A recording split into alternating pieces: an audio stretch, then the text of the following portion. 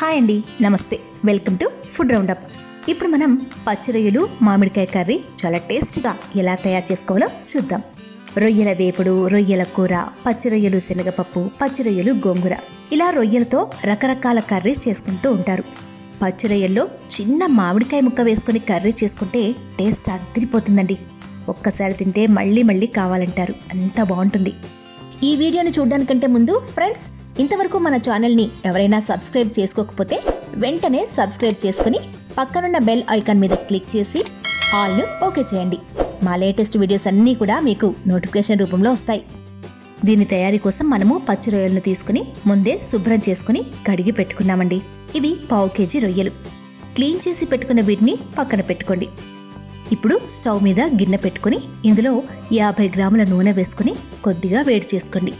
నూనె కాస్త హీట్ అయిన తర్వాత 1 కప్పు ఉల్లిపాయ ముక్కలు వేసుకోండి. అంటే 3 మీడియం సైజు ఉల్లిపాయలను ఇలా సన్నగా తరిగి వేసుకున్నామండి. 3 పచ్చిమిరపకాయ ముక్కలు, కొద్దిగా పుదీనా, కొద్దిగా కొత్తిమీర కూడా వేసుకోండి. 1/2 స్పూన్ పసుపు, 1 స్పూన్ ఉప్పు వేసుకొని కలుపుకోండి. ముందే ఇలా ఉప్పు వేయడం వల్ల ఉల్లిపాయ ముక్కలు తొందరగా వేగిపోతాయి. 1 స్పూన్ అల్లం వెల్లుల్లి పేస్ట్ కూడా వేసుకుని కలిపేసుకోండి. ఉల్లిపాయ ముక్కలు దోరగా వేగిన తర్వాత శుభ్రం చేసి పెట్టుకున్న రొయ్యలను వేసేసుకోండి. ఇవి పెద్ద రొయ్యలు కాబట్టి తలపాటు తీసుకోవలసిన అవసరం లేదు. ఈ రొయ్యలను 10 నిమిషాల పాటు నూనెలో వేగనివ్వండి. రొయ్యలు బాగా మగ్గిన తర్వాత 3 స్పూన్ల కారం, 2 స్పూన్ల ఉప్పు వేసుకుని కలిపేసుకోండి. ఉల్లిపాయ ముక్కలు వేయించేటప్పుడు 1 స్పూన్ ఉప్పు వేసుకున్నాం కదండి. ఇప్పుడు 2, మొత్తం 3 స్పూన్ల ఉప్పు వేసుకున్నాం. 1 గ్లాసు వాటర్ వేసుకుని బాగా కలుపుకోండి.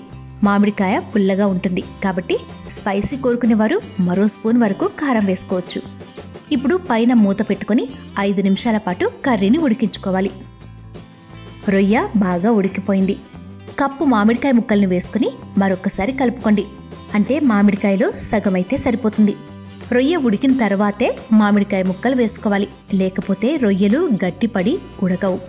మొత్తం అంతా కూడా బాగా ఉడికిపోయి కర్రీ ఇలా దగ్గరకైన తర్వాత 1 స్పూన్ గరం మసాలా పొడి వేసుకుని కలుపుకోండి. దీనిని 1 నిమిషం పాటు ఉడకనిచ్చి స్టవ్ను ఆఫ్ చేసుకుంటే సరిపోతుంది.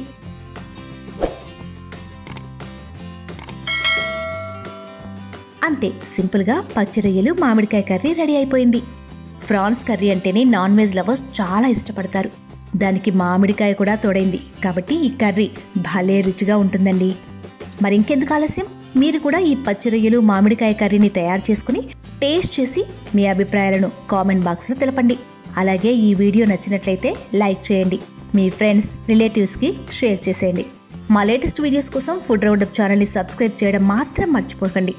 Thank you for watching.